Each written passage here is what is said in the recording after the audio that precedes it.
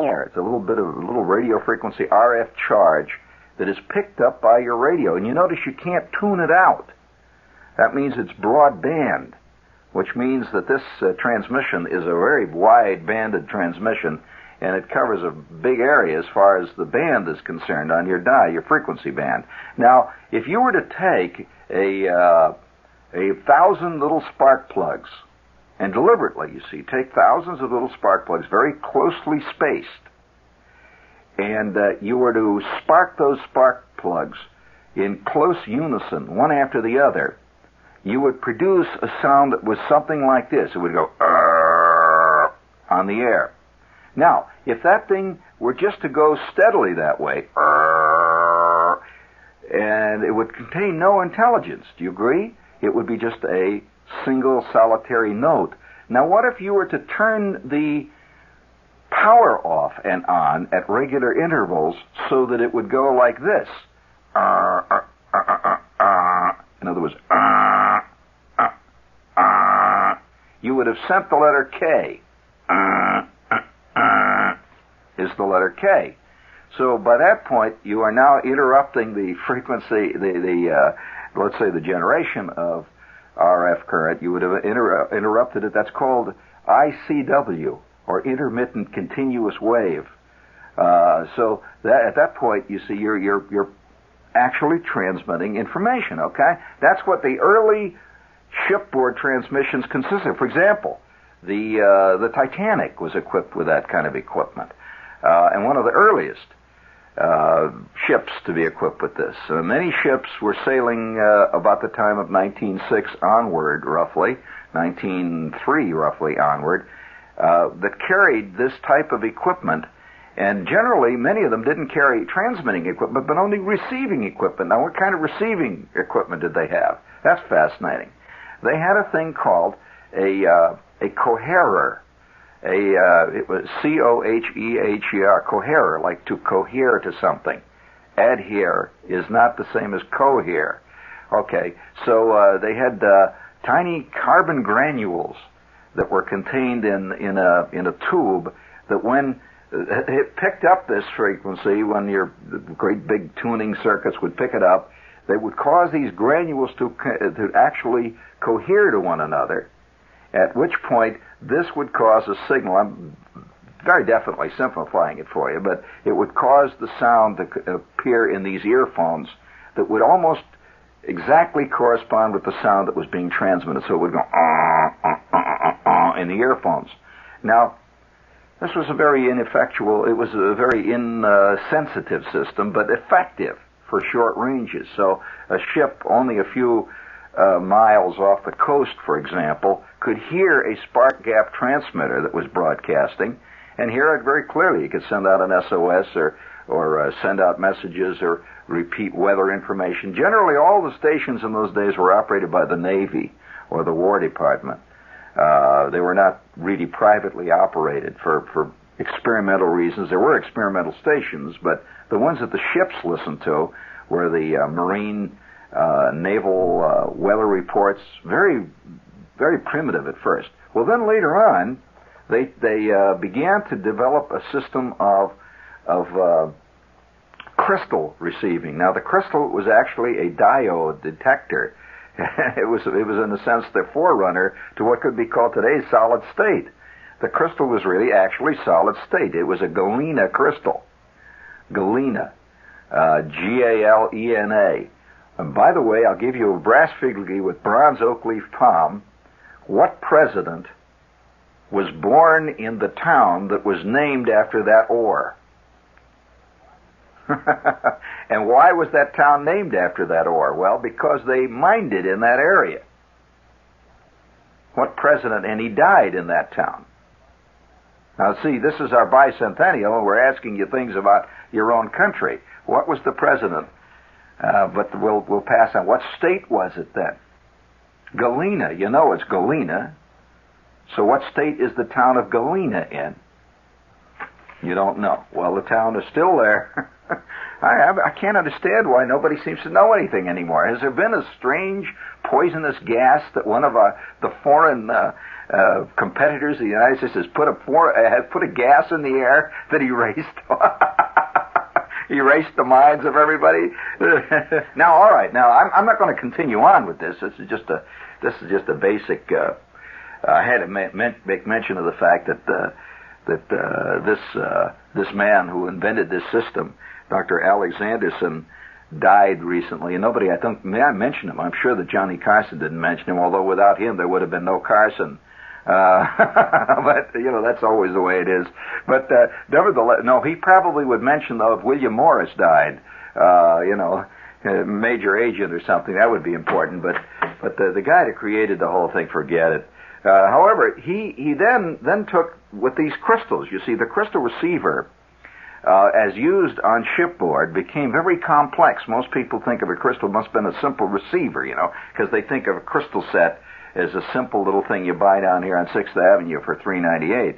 But the crystal receiver, and they're great collector's items now. There are many of them that still exist, and they're in museums. But the crystal receiver that was used by, say, a ship, say, for example, of the type of, for argument's sake, the Titanic. This was a very complicated thing, and was for that day, and it was in what they call stages. So there would be like maybe 34 crystals used in a series of circuits, in a circuit with tuned circuits in between, until finally this was a great big piece of equipment, and they used enormous what they call bird cage antennas, which were a lot of wire and very carefully tuned, very carefully cut. Now, on the other hand, if you take this signal now, he broadcast this signal, it went, and it was if you did it with enough, let's say, your spacing between your actual explosions of your little spark plug, this little theoretical spark plug we give you, were spaced even closer together, you would get a note that does not sound like what I made to you there at that point, a note that went, it was a note that more or less sounded like this. In other words, it became a hum rather than a rasping note. That's what they were trying to achieve, you see. And so they had great wheels.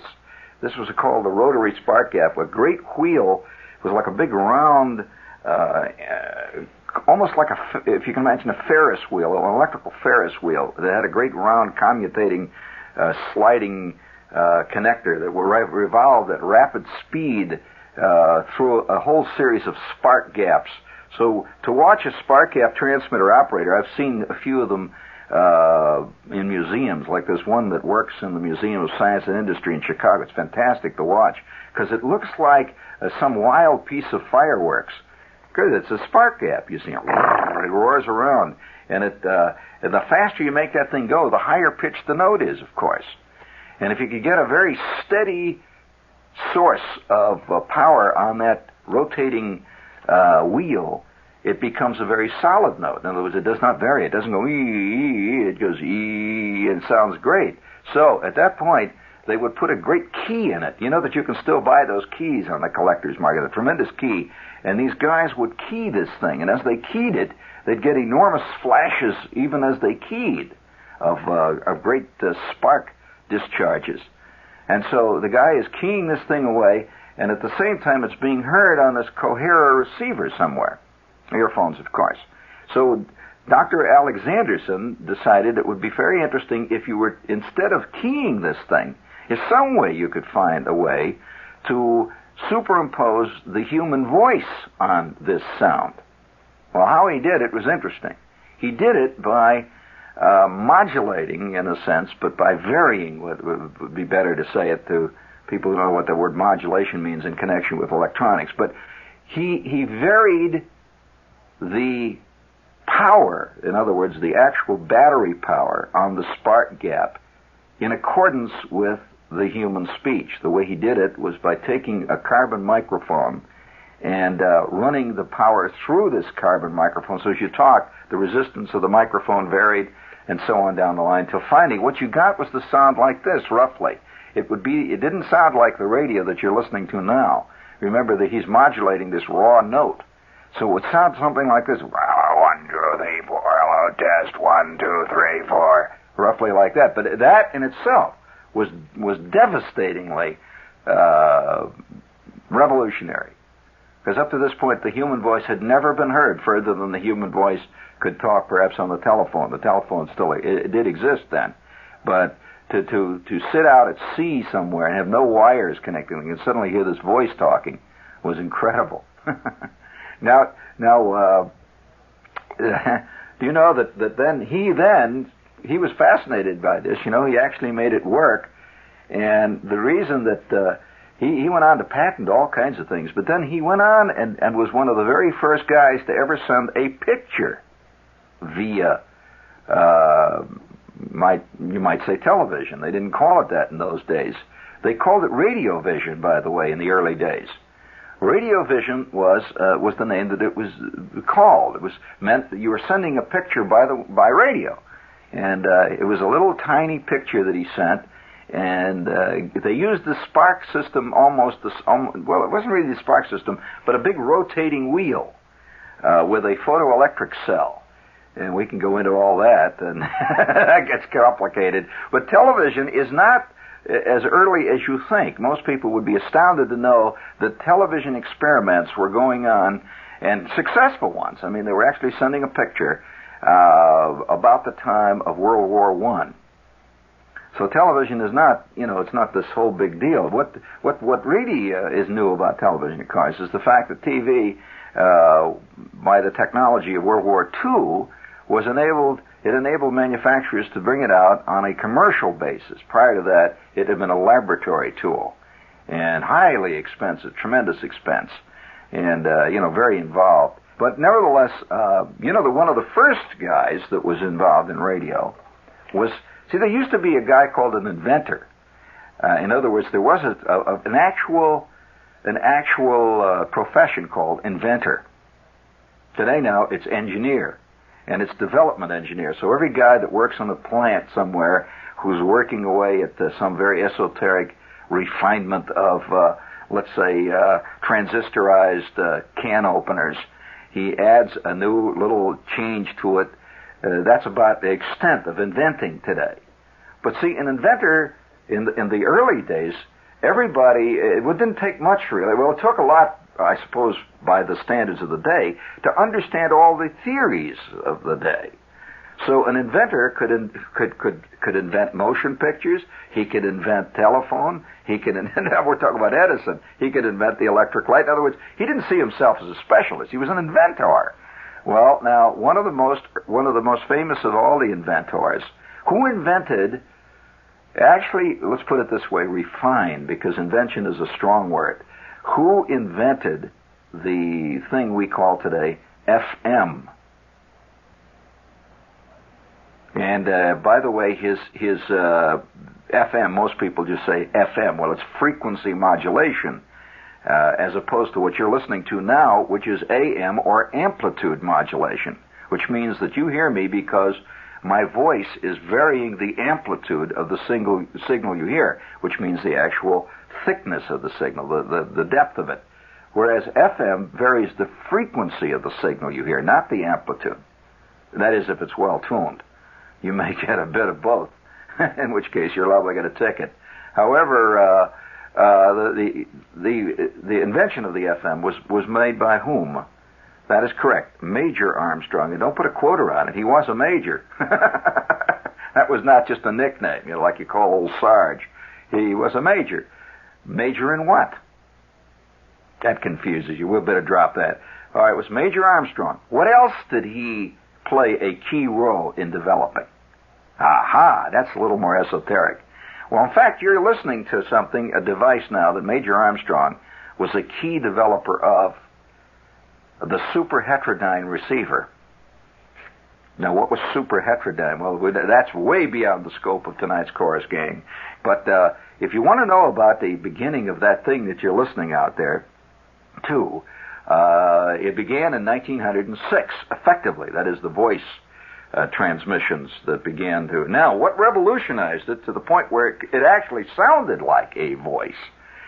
Instead of it sounded like somebody yelling through a garden hose with a lot of buzzing around them. See, the early sound was identifiable as a human voice, obviously, but it was not what you think of as now fidelity, a human voice that you know now. Remember this, though. Information and communication could very easily be conveyed over that system. So it didn't make any difference whether the guy sounded great or not. But if he says, "Oh, this is 1, 2, 3, 4," you could tell what he was saying, and that's what it was about. Now, what changed that to the point where it sounded really pretty much like a human voice? What was that change? Well, obviously, it had to be a change in the spark gap system. It had to be a change so that it didn't sound like a hum any longer, but sounded much smoother than that. Well, that was the invention of the radio tube, as we know it today. And who did that? Who put the grid inside this diode detector, which made it possible for this thing to work really the way it is, pretty much the way it works today? It was the big revolutionary discovery. What was his name? Well, you've probably seen his name many times on tubes and never related to why his name is there. Well, the name is DeForest. Have you ever heard the name? Well, you better know about it. Very important man. DeForest put the grid in the tube, and he discovered that would make a big difference. Now, I don't know why I'm telling you all this, except that, no, it always amazes me, though, that at the lack of information that most of us have about the things which we take for granted. And it can be fascinating to people to know a little bit about it, how it works. Now, in 1906, of course, it's hard for us today to comprehend what kind of a sensation it must have been to somebody in 1906 to hear a voice come out of this little mechanical piece of metal, this earphone, to actually hear a human voice come from what appears to be totally empty air. They didn't, in those days, they didn't call it that. They called it the ether. That was called the ether. It was believed at one time that there was a substance in the air called ether, the ether. What? Look it up in your dictionary. You'll find it. And so they said that this was coming out of the ether. In fact, in the early days of radios were named after that. Now, there were various types of names of radio sets. Today, people just call a radio set with totally names do not apply to the actual receiver. In other words, they'll call it the Galaxy model, or they'll call it Capricorn, or something like that. But in those days, they named it after the technique. For example, the Nutridyne. And there were receivers called the Diodyne, and the all kinds of. Those were names that were based on the kind of radio it was, the actual circuit. Now, as you can tell, by the way, I'm a collector of old radios. I collect them, and if there's anybody out there who's got an old radio that's laying around up in the attic that you've been wondering what to do with, I will give it a great home. And no, in fact, I'm very seriously thinking of creating some kind of a museum for this kind of stuff, because it's got a certain basic historical importance. And if you've got an old radio, let me know. Seriously. However, getting back to Alexanderson, see, the guys that were doing this stuff in those days were what could be called inventors. They were not electronic specialists. That word did not come into being for many years. They were inventors, and they invented many things. For example, there was one guy that is an unsung genius, and a lot of some of his early experimental towers and things still exist in various parts of the country. Did you ever hear the name Tesla? The Tesla coil. By the way, the Tesla coil is still today used in many pseudo-spiritualist seances. It's a fake-a-rooney. It's a coil that creates a certain corona about it. He gave that to the world, and among other things. He also was one of the earliest workers in the field of long-distance radio phone and radio communications, Tesla. Now, other guys that fooled around with it, one of them was one of the very earliest inventors of various types of radio equipment that became in fact, he was one of the early developers of what we call today the amplifier. See, the idea of amplifying these radio signals was then a whole thing. So you could hear them louder, and you could hear them in a loudspeaker. Well, this guy's work was in that department. Incidentally, very early after the beginning of radio, the first commercial went on. Well, it did. And you know how it was done? No, the commercial wasn't done as a commercial. That's the thing that you must understand. It wasn't why it went on was this was back the earliest known commercial was done of all places in Kentucky. It was in that area out there. It was in Lexington or Louisville, I believe. And it was an experimenter working with a radio station, and it was not a radio station like we know of today. And they used to come on experimentally. It was right after World War I, and they would play experimentally on the air. They would play records just to give something for people who were experimenters also. Radio listeners were experimenters. They built their own radios in those days. They didn't have radio sets. And so this guy that was the experimenter was playing these records, and he would play them on the air. Well, he didn't own the records, you see. What he would do, he would go down and borrow them from a guy who had a record shop. Now, it wasn't the idea of selling them. He would put these records on, and he would come on once in a while just to say, the reason these records are here is because Luke has lent them to us. And at that point, all of a sudden, it never occurred to them that this would make people do anything. Large amounts of people arrived down at Luke's place to find out if they could buy that great record they heard. That was the beginning of the whole thing, believe it or not. It was all accidental. Do you know who one of the people was that campaigned before Congress? This is ironical.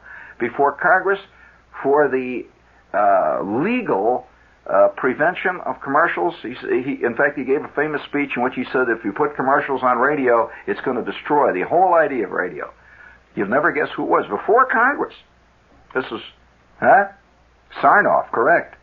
The guy that created NBC. But nevertheless, the facts are that this is what happened. Now, there was a guy that was working very early in amplifiers. His name was also associated with another invention. The only reason I'm telling you this is that inventors in those days invented a lot of things. He messed around with amplifiers and was one of the earliest experimenters in the field. He built various loudspeakers when they were unknown. His name, though, is associated with, believe it or not, something that you see quite often on television on crime shows. Do you hear what I said? Television crime shows. What often shows up on a crime show when a hitman is zapping somebody else? What is it that you see? Not a gun, but it's something associated with a gun. A silencer. All right, have you ever seen him go zap? This guy invented the silencer. It was known as the Maxim silencer. M-A-X-I-M. Nothing to do with the coffee of the same name. And Hiram Maxim was also a very early radio experimenter, and the amateur radio station of the American Radio Relay League, which is the worldwide league of amateur radio operators, bears his original call sign as a memorial to him. The call is W1AW, which was his original call sign, 1AW. So, there's a lot to this business, isn't there, gang? Right? Has this bored the daylights out of you? Of course. Well, one must take the bitter with the better, friends. And don't worry, in just a few moments, you can tune around the dial, and Johnny Carson will be there, and he'll laugh at Phyllis Diller, and things will be back to normal then. All right? Oh, man. So that ends tonight's salute to Allied Radio, to Radio Shack, to Hugo Gernsback. There's a name for you. Who's Hugo? And don't immediately write to me. Now, don't immediately write to me in this creaky handwriting. You must be a contemporary of mine. I remember Hugo well. I'm telling you all of this historically, buddy. You don't have to have campaigned with Hannibal to know about Hannibal, right? And by the way, who was that president? Come on, who lived in Galena? U.S. Grant.